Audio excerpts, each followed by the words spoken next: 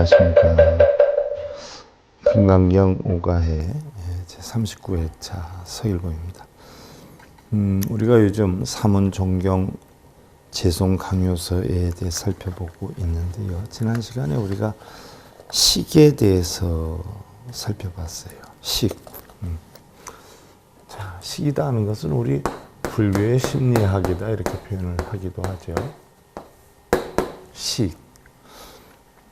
그래서 불교의 심리학이라고 할 수 있는 구사학, 유식학에서는 이 개념에서 출발해서 결국 철학적 체계를 세우고 있는데요.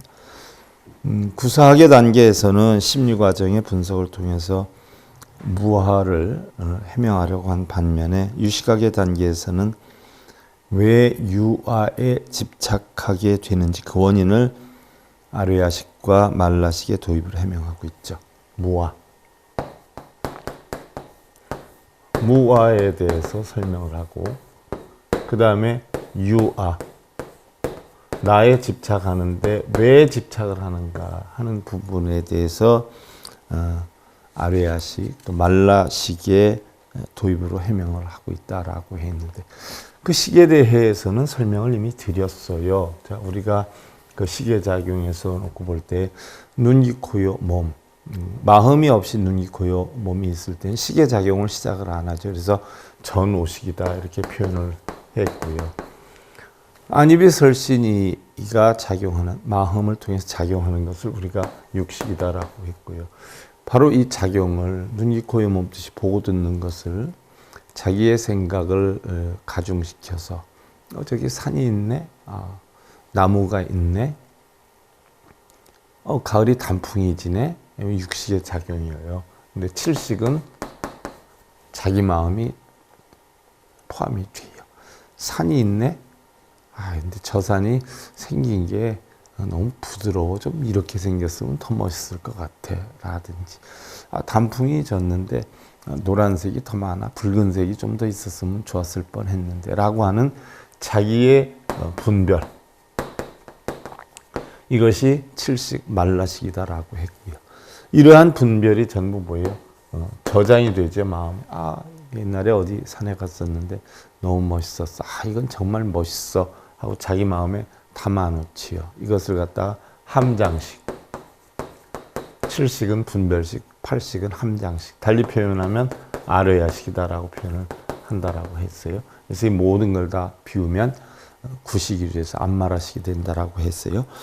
자, 이때의 말라식은, 칠식의 말라식은 폭포와 같이 흐르는 아르야식을 자기 자신이라고 착각해서 윤회하게 된다 하는 자신에 대한 집착심의 근본적인 식이 되고, 자, 우리가 육도윤회를 하는 것은 왜 하느냐? 바로 팔식의 아르야식의 저장이 돼 있는 것을 끄집어내서 한단 말이죠. 부부싸움을 했어요.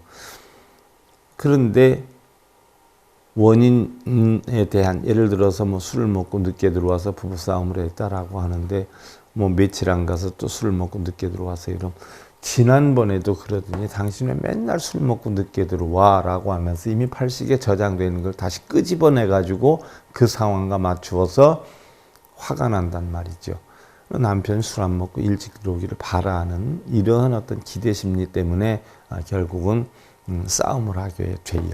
그래서 결국은 윤회를 하게 되는데 이 작용을 갖다가 바로 팔식에 있는 생각을 자기 것이라고 생각을 하는 그것으로 인해서 바로 집착심이 근본이 된다. 그래서 결국 윤회라는 걸 만들어낸다는 이야기죠. 그 다음에 아마라식은 평소에 온갖 마음, 감각, 내용 저장돼서 흐르는 존재를 유지하게 하는 기초적인 식이다라고 표현했는데, 자신의 마음이 대상의 내용을 결정짓는다는 유식사상의 전개는 식의 의지처인 마음밖에 대상의 존재성을 인정하지 않아서 다른 철학파로부터 관념론에 치우쳤다라고 하는 비판도 받는데, 근원적으로 중생들의 괴로움의 원인이 자신의 마음에 달렸다라고 하는 논리를 나타낸다라고 하는 것은 무엇이냐? 이걸 다 비워버리면, 비운다라고 해서 안에 있는 걸 청소해서 깨끗이 안 내는 게 아니라 팔식에 저장되어 있는 상황을 그대로 내버려 두고 꺼내지만 않을 수만 있다면 이것을 우리는 열반이다. 다시 표현하면 안마라식이다, 구식이다 이렇게 표현을 하기도 하는데 대부분이 이런 팔식에 저장이 되어 있는 것을 끄집어내서 희로애락을 느끼고 있다. 그렇기 때문에 우리 불교에서는 일체유심조다라고 표현을 하는 것이다. 모든 것은 다 마음에 있다라고 하는데 그 마음이라고 하는 것은 어느 마음을 가르치느냐? 바로 팔식 함장식을 가르친다는 이야기.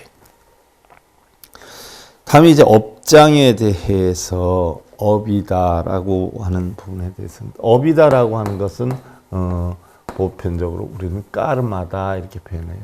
까르마다, 깔마다 표현해요. 흔히들 여러분들 어려움을 겪으면 뭐라고 해요? 스님들이 전생에 업이 많아서 이렇게 표현한단 말이죠.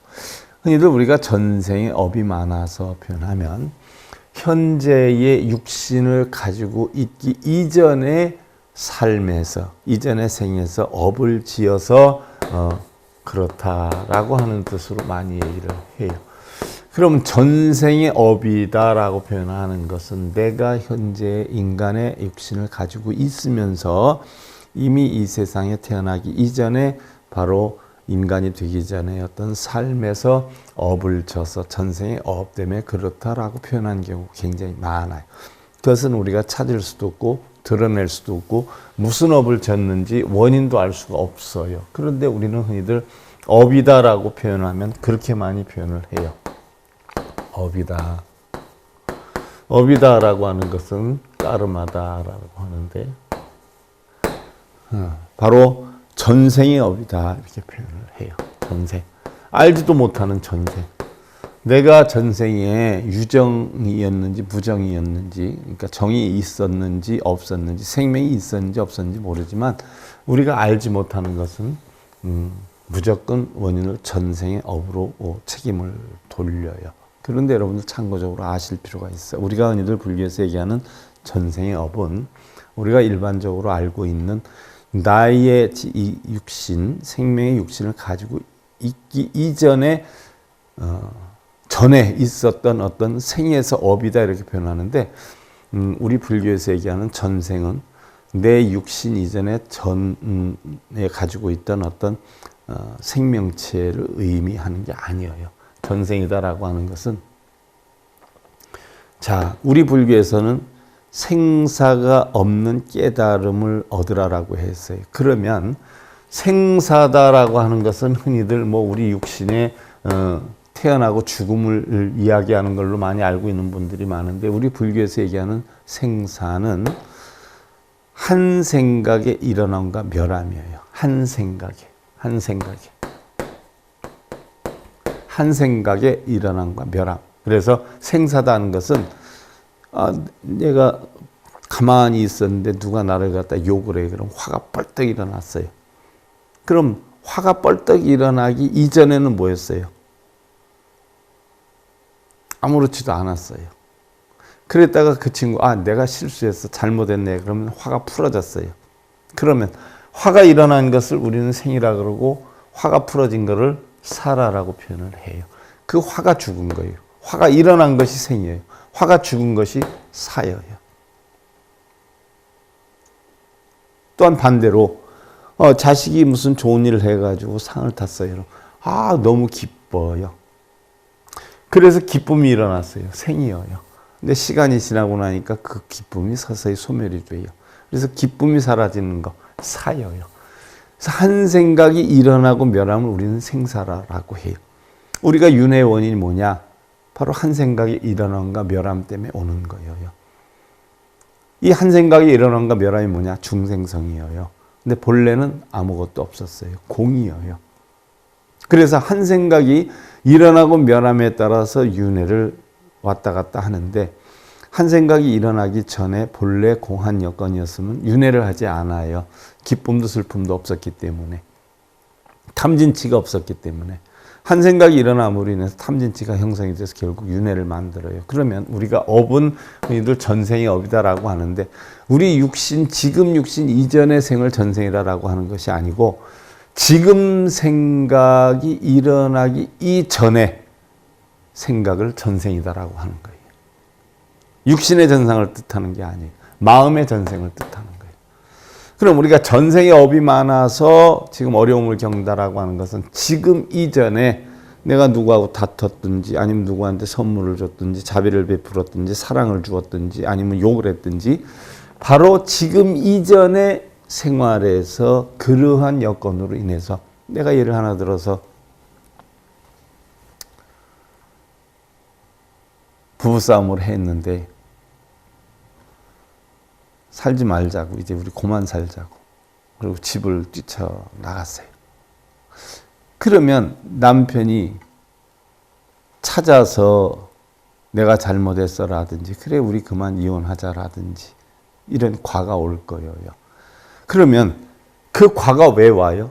당신하고 이제 그만 살았으면 좋겠어라고 하는 인이 있기 때문에 그래 내가 잘못했어라든지 아니면 그래 우리 이혼하자라고 하든지 과가 와요. 그래서 한 생각이 일어나기 전에 만든 까르마, 조작, 작용 이런 거에 의해서 결국 과가 와요.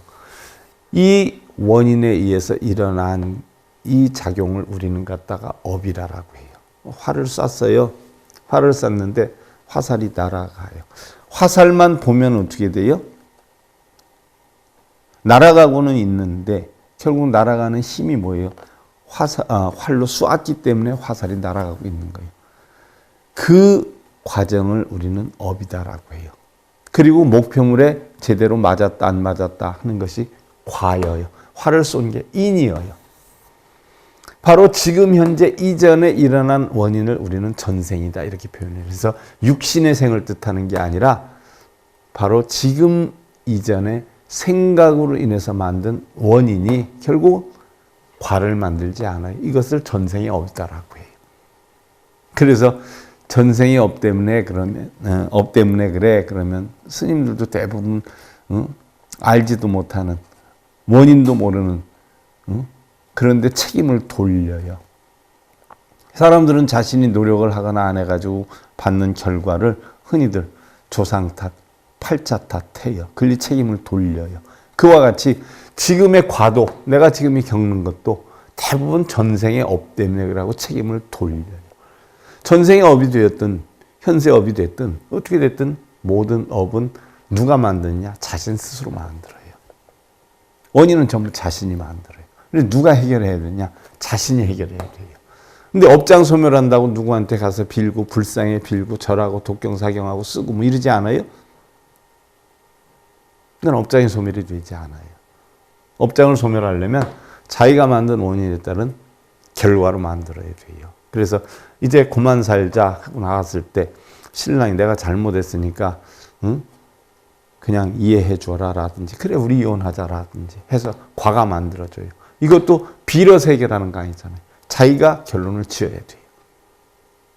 이게 불교에서 얘기하는 업이요, 인연과법이에요. 그래서 업장이라는 것은 몸과 입과 뜻으로 짓는 소행을 이야기를 해요. 산스크리트어로 깔마 이렇게 표현해요. 보편적으로 까르마는 본디 끄르에서 형성이 된 거예요. 이 동사에서 만들어진 명사인데 달리 표현하면 행위, 조작, 무엇을 만들었느냐, 어떤 행위를 했느냐에 따라서 형성이 돼요. 자, 하나의 행위는 원인이 없으면 일어나지 않아요. 원인이 없으면 일어나지 않아요. 또 일단 일어난 행위는 반드시 어떤 결과를 만들어요. 다시 그 결과는 다음 행위에 영향을 미쳐요. 자, 그래서 이혼을 했든지 아니면 다시 이해를 해서 살든지 하는 다시 새로운 행위를 만들어요. 그 원인, 행위, 결과 등의 영향을 총칭해서 우리는 업이라 한다 이렇게 표현을 해요. 자, 그것은 처음에 윤회 사상과 함께 인도 철학의 초기 우파니샤드 사상에서 발생이 됐어요. 그 뒤에 불교의 도입이 됐어요. 원래의 업이다라고 하는 것은 불교에서 만들어진 게 아니에요. 우파니샤드 사상에서 시작이 됐는데 불교에서 끌어들인 거예요. 그래서 인간의 행위를 규제하고 또 살아있는 모든 중생에게 윤회의 축이 되는 중요한 용어가 되었죠. 바로 모든 윤회는 이 업 때문에 이루어진다라고 형성이 되어 있어요. 그래서 제가 여러분들한테 항상 설명드릴 때 우리는 본래 청정했었어요. 본래 청정했는데 육근과 육경이 부딪혀서 업을 만들어서 결국 윤회를 한다라고 했어요. 본래는 청정했어요. 육근과 육경이 안이비설신과 색성량비촉법을 보고 그걸 대상으로 경계로 해서 탐진치를 만들어요. 그래서 업을 만들어요. 그래서 업에 따라서 탐진치에 따라서 삼선도에 나기도 하고 사막도에 나기도 한다는 이야기예요. 자, 그래서 즉 선인선과 악인악과 또한 선인낙과 악인곡과의 계열은 업으로 지탱하고 인격의 향상이나 깨달음도 업이 인도한다라고 여겨지고 있고요. 또 나아가서 업이 미치는 법인은 더한 층 확대되어서 전생에서 내세까지 연장이 되었다. 자, 이렇게 됐던 것이 대부분 책임 회피는 나한테 하잖아요. 그러니까 뭐 전생이 어떻다, 내세는 어떻다 이렇게 표현하는데 전생은 결국은 뭐예요?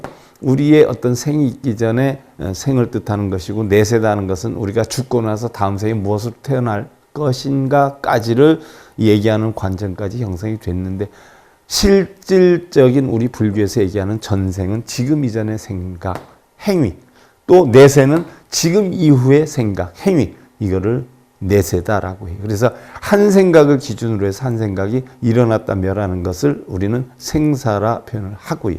결국 생사는 그래서 없다라고 하는 것은 한 마음의 작용이기 때문에 마음이 죽었다 살아났다 하는 것이 아니라 연기에 의해서 변해간다는 이치의 연기법이 형성이 된 거지요. 그래서 자, 확실한 행위 그 자체는 무상하며 변해가는 거예요. 연기하는 거예요. 영속하는 영원히 계속되는 일은 있을 수 없기 때문에 일단 행한 행위는 취소할 수가 없고 자기가 욕하고 도망간다 해서 욕한 게 없어져요. 여러분들 절에 가서 절한다고 욕한 게 없어져요. 예를 들어서 누가 이득이 많이 생기니까 여기에다 투자를 해라 라고 하니까 투자를 했어요. 근데 하고 보니까 좀 심상치 않아. 그래서 돈을 찾았으면 좋겠는데 거기서 돈을 안 주는 거예요. 그럼 절에 가서 빈다고 독경사경한다고 절한다고 돈을 찾을 수 있게 돼요? 일단 저지른 일에 대해서는 취소할 수가 없다는 이야기예요. 여기에 일종의 비연속의 연속이 있는데 이것을 업이 짊어진다라고 해서 부실법이다라고 하는 용어로 사용이 되기도 하지요. 또한 불교에서는요. 신구의 삼업이다라고 해가지고 신체, 육신이죠. 또 말, 마음 이런 것들은 언제나 일치해서 행위로 나타난다라고 하고 있어요. 우리가 누구한테 얘기를 한다, 욕을 한다라고 하면 얘기를 하거나 욕을 하는 자체가 입만 가지고 해요. 마음에 따라서 말이 어떻게 돼요? 부드러워질 수도 있고 화가 나서 욕을 할 수도 있어요. 내 마음이 그 사람에 대해서 긍정적으로 바라보면 긍정적인 이야기를 할 것이고 부정적으로 바라보면 마음이 부정적인 생각 때문에 행동이나 말도 부정적으로 행을 하게 돼 있죠. 그래서 말 한마디를 하고 행 하나를 해도 결국은 신구이 세 가지가 전부 동반돼서 일어나는 행위다라는 이야기죠. 또 초기 불교는 업을 오로지 개인의 행위에 직결시켰는데 얼마 뒤에는 사회적으로 확대가 돼서 많은 개인이 공유하는 업으로 생각이 됐어요. 이것을 공업이다 이렇게 표현을 하고요. 함께 하는 거다. 공업이다 이렇게 표현을 하고 개인 한 사람의 것은 불공업이다. 함께 하는 것이 아니니까 함께 하는 것이 아닌 불공업이다 이렇게 표현을 하기도 한다는 이야기. 또 삼업이다라고 하는 것은 여러 갈래로 나누어져서 대단히 복잡한데요. 불교 교리의 어떤 진전이나 확립과 더불어서 업의 분석이 활발히 행해져서 그것에 기초를 둔 정밀한 업설이 불교 철학의 중심 문제 가운데 하나를 일으켰다라고 했는데 우리가 얘기하는 삼업이라는 것은 결국 뭐예요? 여러분들 뭐 쉽게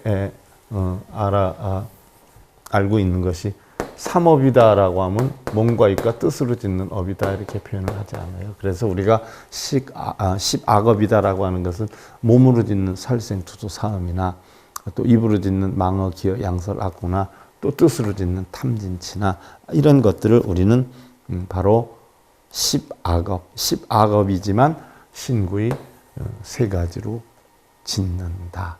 이러한 10악업의 핵심적인 포인트는 뭐냐?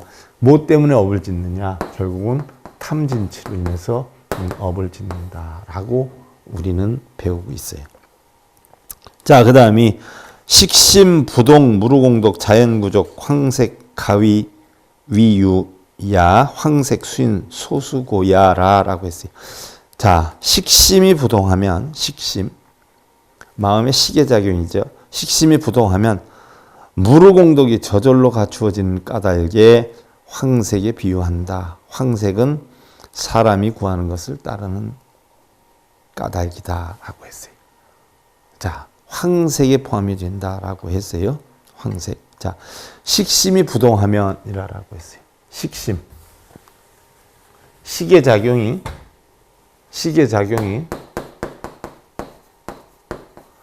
시계 마음이 부동.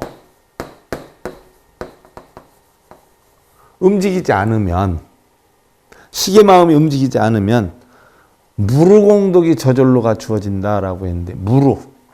여러분들 무르다라고 하는 것은 루는 무루가 있고 유루가 있어요. 무루가 있고 유루가 있는데 루는 번뇌루자를 써요. 번뇌루자. 그러면 무루는 번뇌가 없다를 뜻하고 유루는 번뇌가 있다를 뜻해요. 달리 표현하면 무루는 무위라라고 표현을 하고 유루는 유위심이라라고 해요. 유위심은 마음속에 뭔가 있는 것이 유위심이고 무위심은 마음속에 공한 자체가 무위심이에요. 그와 같이 유루는 마음속에 번뇌가 있는 것이고 무루는 번뇌가 없는 것을 뜻해요. 그러면 식심이 부동하면 시계작용의 마음이 움직이지 않으면, 요동을 안 하면 무루공덕, 번뇌가 하나도 없는 이런 공덕이 저절로 갖추어지는데 이것은 황색에 비유를 한다. 바로 황색은 사람이 구하는 것을 따르는 까닭이다라고 했어요. 자, 우리가 유루무루를 방금 이야기를 했는데 산스크리트어로 우리가 유루는 사스라바 이렇게 표현을 해요. 그리고 무루는 아나스라바라고 표현해요. 루는 더러움, 번뇌라고 하는 뜻인데 유루라는 것은 번뇌에 오염된 것, 무루라는 것은 번뇌에 오염되지 않은 것을 뜻해요. 그래서 청정함을 뜻하고 유루는 중생성을 뜻해요. 무루는 본성을 뜻해요. 자, 유루가 일반적으로 원시불교 성전에는 드물게 나타나고 소승불교가 되고 나서부터 일반화가 되었어요. 또 설일체유부, 소승불교 중에 하나죠. 소승부파 중에 하나예요.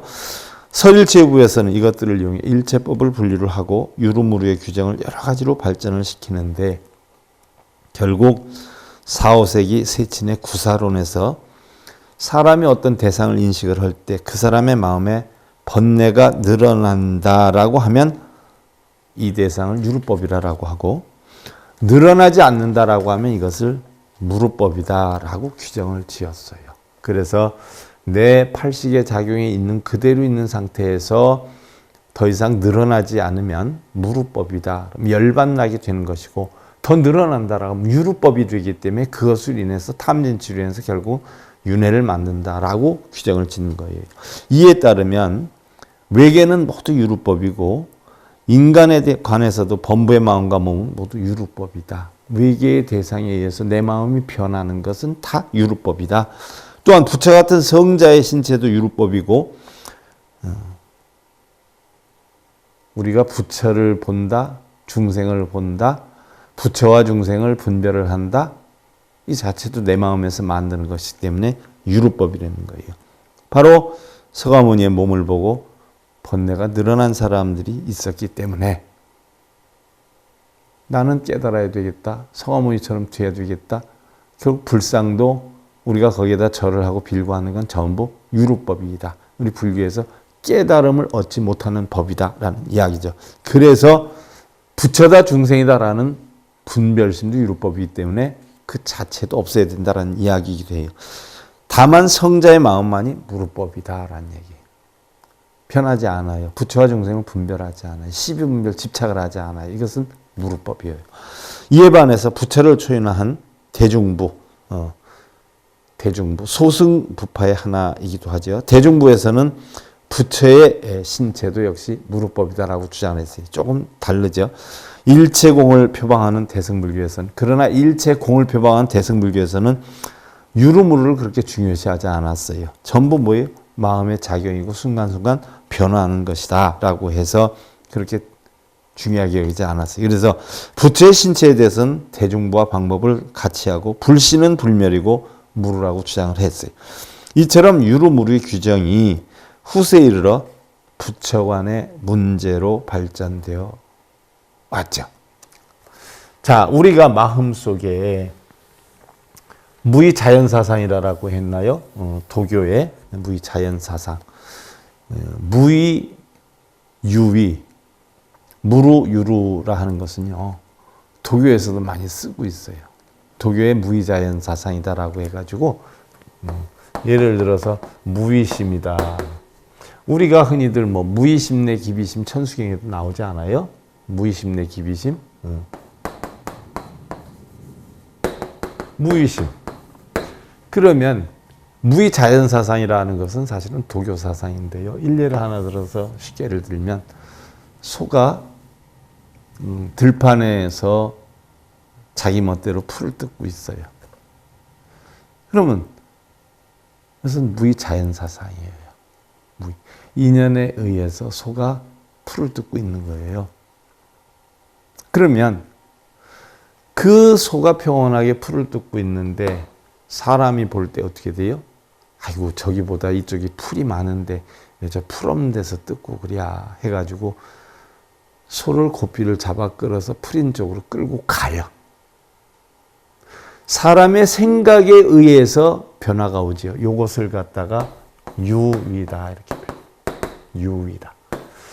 자연 그대로 형성되는 것을 무의자연사상이다라고 하고, 사람의 생각을 인용해가지고 그 소를 끌어다가 좀 더 그 소를 위한다고 해서 풀이 많은 곳을 끌어다가 거기다가 매놓으면 이것은 유의사상이에요. 유의사상.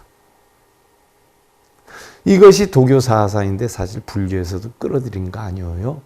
그래서 있는 그대로를 보는 것을 우리는 여실지견이다 이렇게 표현해요. 여실지견. 있는 그대로를 봐야 우리는 깨달음을 얻는다라고 표현해요. 여실지견이다. 이것을 우리는 무의다라고 하고, 자, 산을 봐도 산이 저 산이네 하는 것은 무의사상이에요. 근데 산이 조금 부드러워, 조금 날카롭게 바위도 있고 그러면 더 멋있을 것 같아 라고 하는 것은 유의사상이 되는 거예요. 그래서 무의를 우리가 추구하면 공안 이치를 만들어 가는데, 자기의 사고가 들어가서 유의가 되면 우리는 그것이 번뇌의 근원이다 이렇게 표현을 해요. 일례를 들어서 남편이 밤에 늦게 들어왔어요. 술 한잔 먹고. 그러면 오늘은 무슨 볼 일이 있어서 늦게 왔는가 보네. 그냥 남편 들어오는 자체로 오늘 고생했어요. 어서 와요. 이것은 무의사상이 돼요. 그런데 자기 생각에 엊그저께도 이렇게 늦게 들어오더니 오늘도 또 이렇게 늦게 들어와? 무슨 놈 회사가 뭐 맨날 회식만 해요 라고 얘기를 해서 이것은 뭐 유의사상. 그래서 자기 생각이 들어간다라고 하면 우리는 뭐예요? 그 생각 자체가 탐욕이에요. 탐욕. 자기의 뜻대로 만들려고 하는. 그 뜻대로 하려고 하다 보니까 뜻대로 안 되니까 화가 나요. 그런데 이게 왜 그러냐? 어리석어서 그래요. 어리석어서. 왜 어리석어서? 당연히 늦게 들어올 만한 이유가 있어서 늦게 들어온 것이고, 그런 인연 때문에 된 것인데 내가 터무니없이 내 욕심을 차리려고 하다가 보니까 결국 부딪힘이 형성이 돼요. 이것은 세상의 모든 것은 다 공하다 하는 이치를 모르는 어리석음 때문에 형성되는 거예요. 오늘은 늦게 들어와도 또 바쁘지 않으면 일찍 들어올 수도 있고, 또 밖에 아무래도 일이 많으니까 그럴 수도 있지 않느냐라고 하는 무의자연사상으로 가다 보면, 지혜를 터득하다 보면 부부싸움을 안 한다는 이야기죠. 이것이 무의와 유의사상이에요.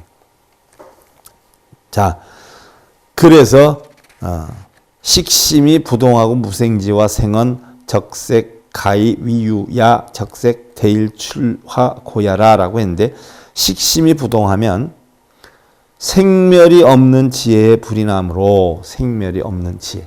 생멸이 없다. 한 생각이 일어나고 멸함이 없다. 이렇게 했으면 좋겠다. 저렇게 했으면 좋겠다는 생각이 없는 그 지혜의 불이 나므로 적색으로 비유되니 적색은 해에 대해서 불을 내는 까닭이다. 지혜에 대해서 깨달음을 얻게 된 결과이다. 자, 식심이 부동 의탁 자청 백색 가위위야 백색 능청 탁수고야. 그 다음에 식심이 부동하면 식심이 요동하지 않으면 의심과 혼탁이 저절로 맑아져서 그렇죠? 식의 작용이 바로 움직이지 않으면 의심과 혼탁이 저절로 맑아져서 백색으로 비유하니 백색은 능히 흐린 물을 맑히는 까닭이다. 신랑이 바쁘니까 늦게 들어왔겠지. 뭐 괜히 늦게 들어왔겠어? 그나저나 늦게 들어와서 저녁 식사는 제대로 했나 모르겠네. 저녁 식사는 했어요? 자연적으로 맑아져요. 평안해져요. 식심이 부동하니. 또한 식심부동 항주진공 공색하이위와 공색영인이라 라고 했어요. 또 공중행좌고 해라. 식심이 부동하면 항상 진공에 머무는 까닭에 식심이 부동하면 항상 진공에 불성이죠. 본성이죠. 머무는 까닭에 공색으로 비유하니 공색은 사람으로 하여금 공 가운데서 다니고 앉게 하는 까닭이 바로 공하게 된다는 거죠. 다음 식심이 부동하면 삼독자수하고 벽색하이 위유야 백색 능소 제독고야라. 식심이 부동하면 삼독이 저절로 녹는 까닭에 삼독심 탐진치지요. 이게 저절로 녹아 없어지는 까닭에 벽색에 비유하니 벽색은 능히 모든 독을 녹이는 까닭이다라고 했어요. 자, 그러면 바로 식심이 부동하면 모두가 맑아지고 깨끗해지고 진공 상태가 되고 이렇게 된다. 식심. 그래서 마음의 시계작용, 즉 아뢰야식에 저장이 되어 있는 이런 시계작용이 요동을 안 하면 모든 것이 맑아지고 깨끗해진다 하는 얘기인데, 자, 그러면 삼독이 멸하기 때문에 우리가 벽색에 비유를 한다라고 했는데, 자, 달마대사가 9년 면벽 기도를 했다라고 했지 않았어요? 그러면 대부분의 사람들은 벽을 쳐다보면서 기도를 했다, 선수행을 했다 이렇게 알고 있어요. 그 벽은 우리가 알고 있는 벽이 아니에요. 그 벽이 뭔가 우리가 다음 시간에 살펴보고요. 결국 우리의 모든 재앙은 어디에서 시작이 되냐면 탐진치에서 시작이 돼요. 삼독에서 시작이 돼요. 그래서 우리 불교에서는 삼독심을 가장 안 좋게 생각하는데 어찌 보면 벽이라는 것도 삼독심에서 벗어난 그런 경계를 벽으로 표현하는 것일 수도 있어요. 자, 이 부분에 대해서 우리가 다음 시간에 살펴보는 것으로 하고요. 오늘 금강경 5가해 제39회차. 여러분들 금강경 읽고 쓰는 걸로 그냥 대부분에서 나 금강경 공부했다라고 하는데 정말 금강경 속에는 너무 오묘한 뜻이 많이 담겨 있거든요. 금강경을 제대로만 공부를 하면 여러분들 정말 큰 깨달음 얻을 수 있어요. 이런 기회에 바르게 한번 공부해 보세요. 이 바르게 공부한 스님들도 사실은 불과 몇 사람 안 되거든요. 거의 없어요. 읽고 쓰고 그거 뜻풀이 하는 걸로 다 되는 걸로 알고 있죠. 자, 다음 시간에 살펴보기로 하고요. 서일봉이었습니다.